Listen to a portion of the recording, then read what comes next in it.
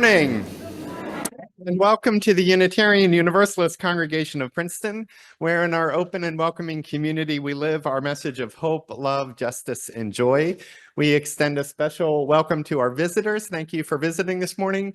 You picked a great service to visit. This is our annual Hanging of the Green service. It's very different than what we normally do. It's a long tradition in our congregation, and just go with the flow and you'll have a great time this morning. It'll all work out. We have a few announcements. The first is that next week is our new to UU program after worship. It's an introduction to our faith and congregation, and all are welcome. It'll be from 11:45 to 12:30 after worship next week. Also, this is a great Sunday because the Women's Alliance annual holiday cookie sale begins. It's in Robinson Lounge both today and next Sunday. Delicious homemade cookies are for sale, and all the proceeds go to organizations that benefit women and children. It's a delicious day. Also, the Social Outreach Grant Committee, which distributes the money from the spring sale, is looking for congregants to sponsor local organizations with which they are involved to be considered for grants. You can email the committee at grants@uuprinceton.org or contact the church office, and we can put you in contact with who you need to talk to about that. And lastly, some of us know we had a special celebration planned for a few weeks ago that we had to postpone. We won't talk about that celebration or who it's of, but we have decided to do that next week. That celebration will be next week in worship, a special celebration of someone who's been adding to our worship life for almost 20 years now. We won't say who, but her last name rhymes with Sherman. That'll be next Sunday during worship. And now at this sacred hour, grateful for each and welcoming all, let us be together for a time of peace and balance in a space of community and acceptance, to remember the good and seek the true, and to look together toward that love that holds all of us. Come, let us worship together.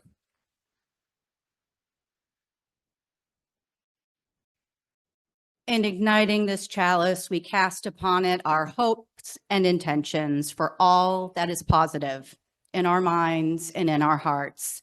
May this precious light shine on. Vanessa Tatang.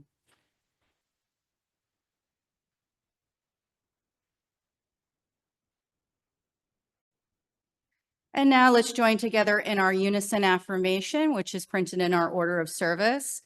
This is a congregation of open minds, of helping hands, and of loving hearts.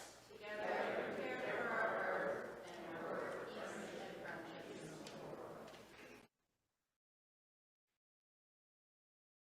And we turn to our offering. Before we get to our skits and caroling and decorating of our garland, we turn to our offering, which supports the work of our congregation and our community and denominational outreach partners. This morning's offering will be given and received with all of our gratitude.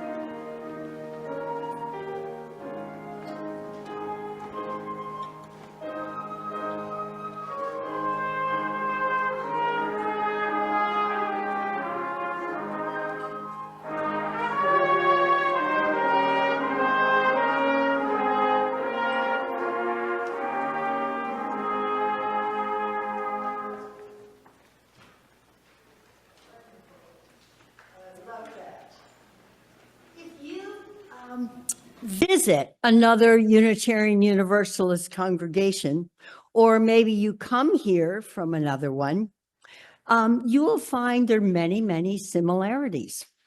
They have wonderful worship services, marvelous religious education programs, music of all kinds, and very active social justice programs. What you will not experience is a service like this.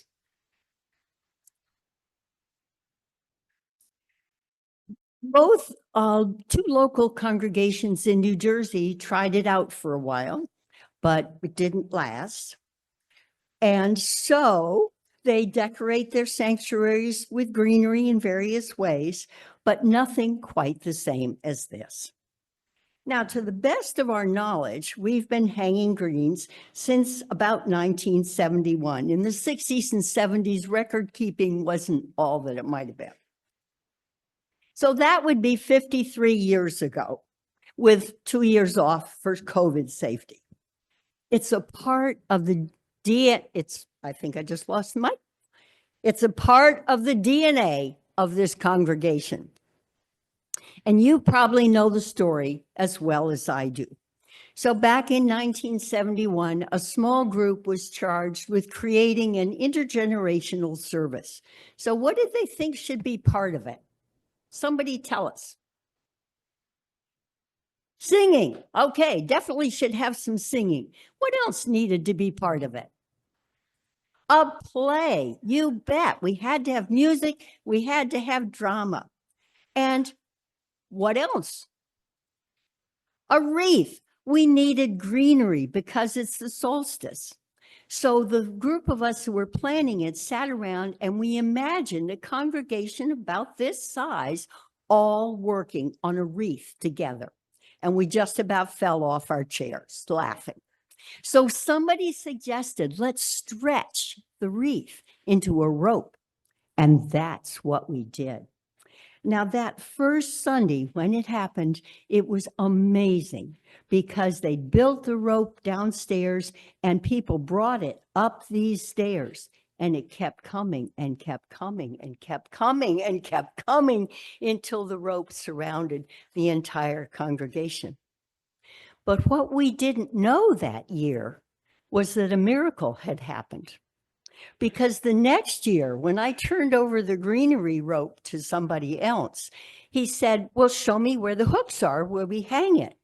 And we came and looked. There were no hooks. And somehow the miracle was that we surrounded this congregation with its greenery chain hanging somehow. So, but it takes a whole village to make this happen. We thank the players, who you will see shortly, the musicians, which we're hearing now, the greenery bringers, which all happened yesterday, the people who decorated the tree, the setup crew, and Jorge, who remembers every year where the rope was hidden the year before, and everyone who's going to help.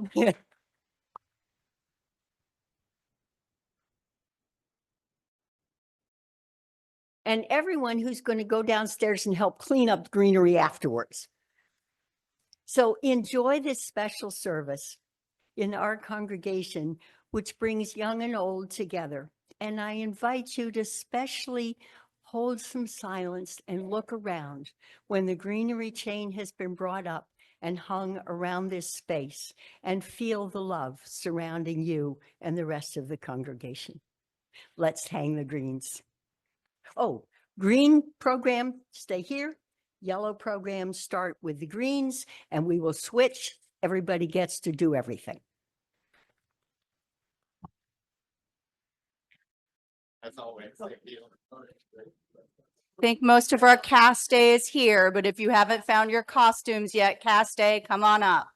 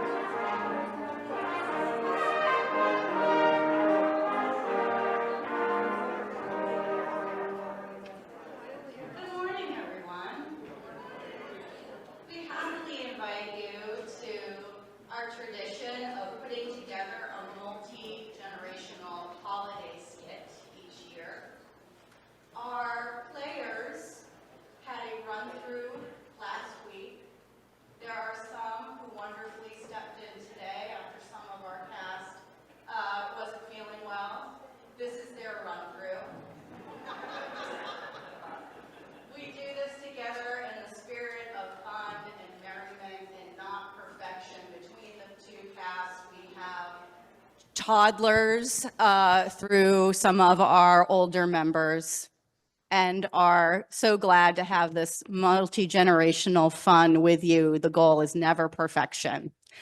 So welcome to this year's lightly produced production.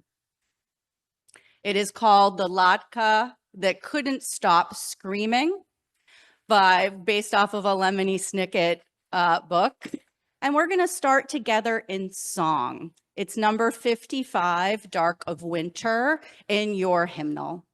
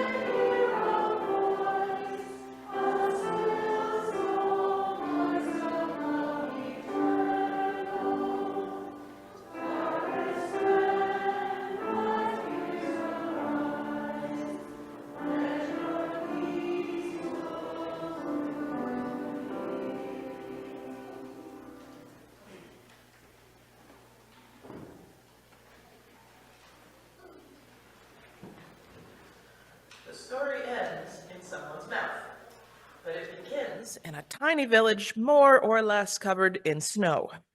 The snow had fallen during the long night, during which children had pressed their faces to the windows, looking for a glimpse of a man who they suspected of bringing them wonderful gifts.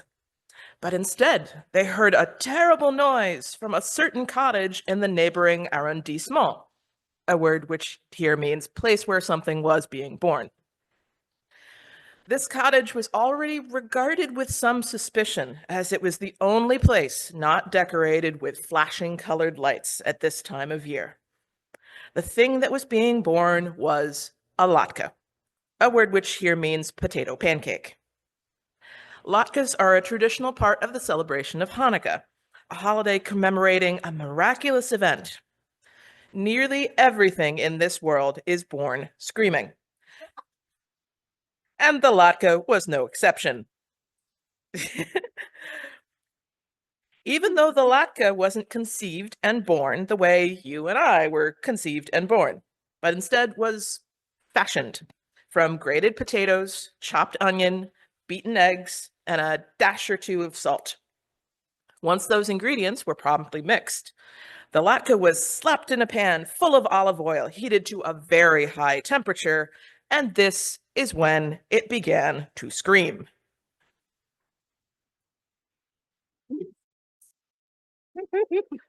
The latke was suffering so much that it leapt out of the hot pan and out of the window of the cottage and began to run screaming down Arthur Ashe Boulevard.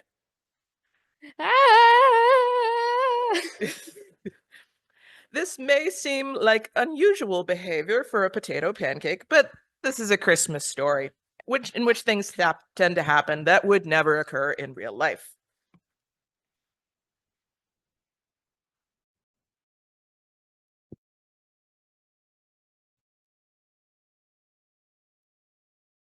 The latke ran past a row of flashing colored lights, which hung from the rain gutters of a less suspicious cottage. What's all the ruckus? We're the ones who are supposed to be dominating the neighborhood with our cheerful glow.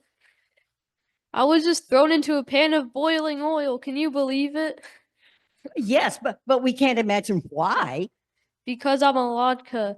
The olive oil reminds us of the oil used to rededicate the temple following the defeat of Antiochus at the hands of the Maccabees. The oil was only supposed to last for 1 night, but there was a miracle and it lasted for 8. Plus, frying makes my skin crispy and brown. So you're basically hash browns. Maybe you can be served alongside a Christmas ham. I'm not hash browns. I'm something completely different. But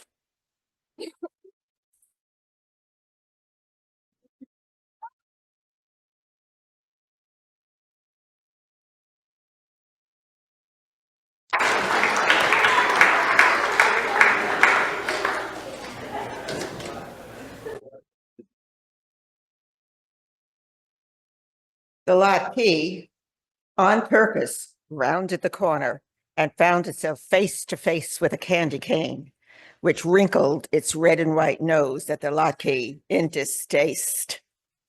I'm trying to sprinkle the night air with my peppermint scent. Your mouth-watering smell, not to mention all that yelping, is spoiling the effect. my mouth-watering smell is part of the cozy feeling of Hanukkah. It reminds us that things are better now than they were in 175 BC, when my people were not allowed to practice their religion. In order to study the Talmud, they had to hide out in caves, and when they heard Greek soldiers approach, they pretended they were gambling with a small spinning top called a dreidel.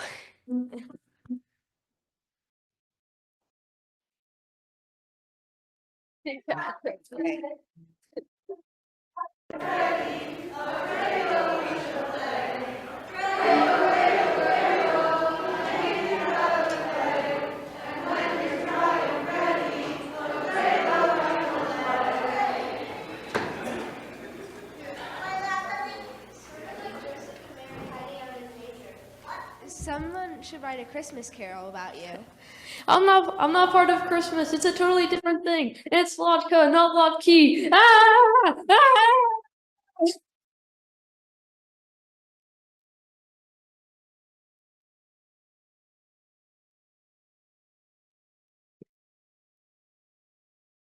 The screams of the Laka grew quieter and quieter as the pancake ran out of the village into the surrounding forest.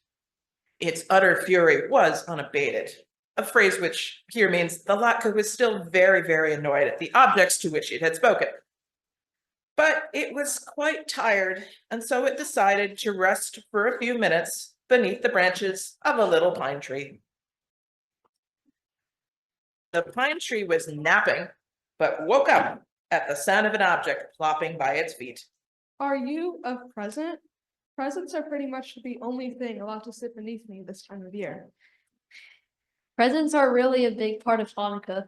There's nothing wrong with giving gifts to loved ones, of course, but it's more important to light the candles for 8 consecutive nights to commemorate the miracle in the temple and the miracle of victory, even when you're thoroughly outnumbered, so you shouldn't give up hope. Plus, Santa Claus.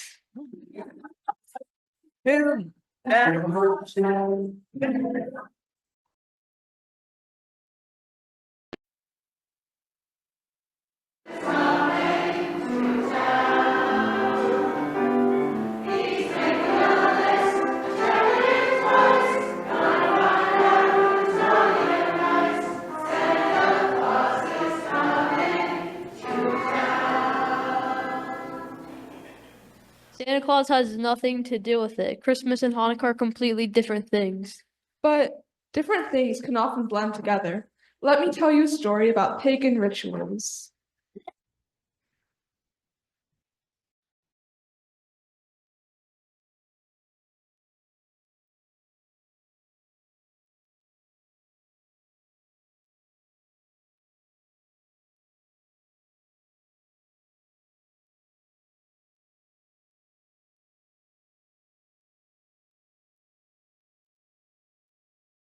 Shouldn't have waited until the last minute to get ready for the holiday. We'll never find a good one. You shouldn't give up hope. Look, It's perfect. Beautiful.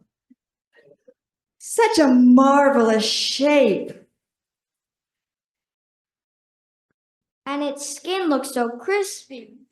We'll need to reheat it, of course, but this will be perfect for Hanukkah dinner with a topping of applesauce, sour cream, or even jam. I can refry it in oil, and that will remind us of the rededication of the temple. And the triumph of the Maccabees over Antiochus after hiding in caves all that time. Beautiful. Bringing this axe.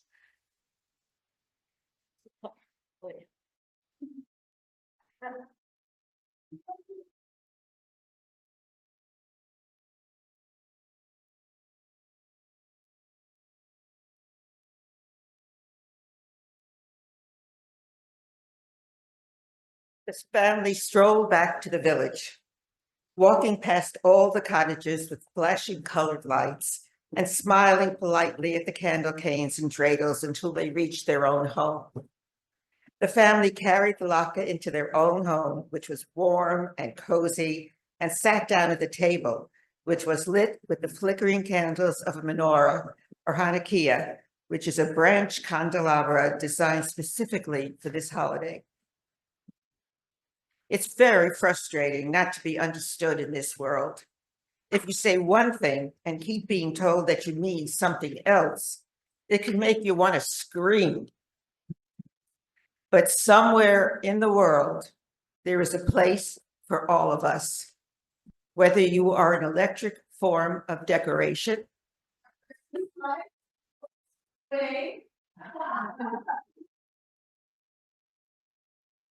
peppermint scented sweets, a source of timber, or a potato pancake.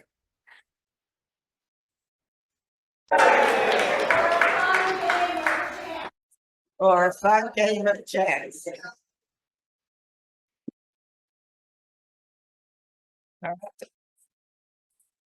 On a cold, snowy night, everyone and everything should be welcomed somewhere.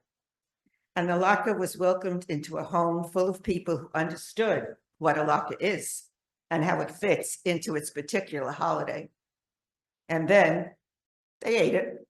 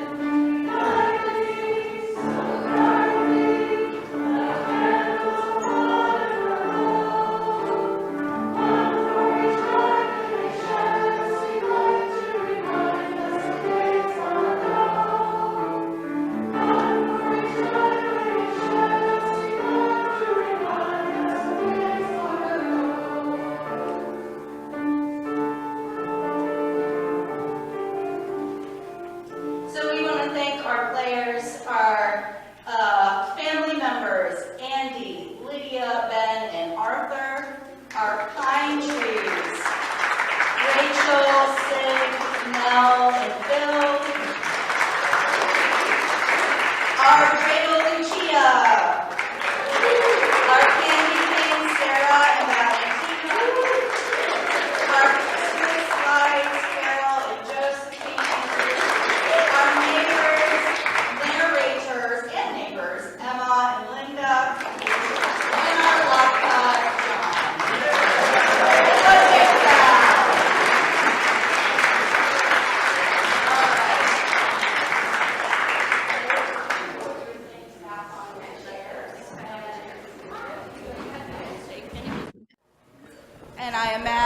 that our second group is finishing up some greens, so we'll wait patiently for the big arrival.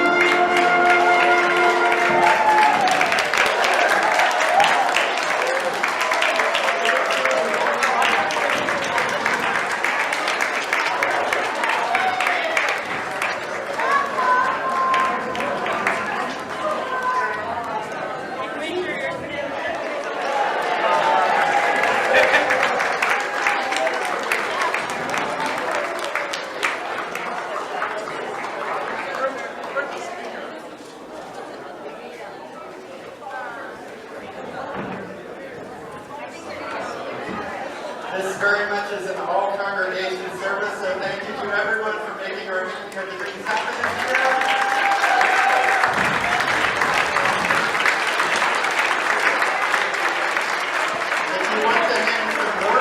We have more greens outside in the yard. Take greens home, hang them around your living room, your kitchen, wherever you want. We have plenty of greens. Take them with you. Let us go forth in song, singing a world of peace and goodwill into being, singing of neighbor and beautiful stranger, singing of a new green hope that year after year rises and adorns. Go in peace. Amen.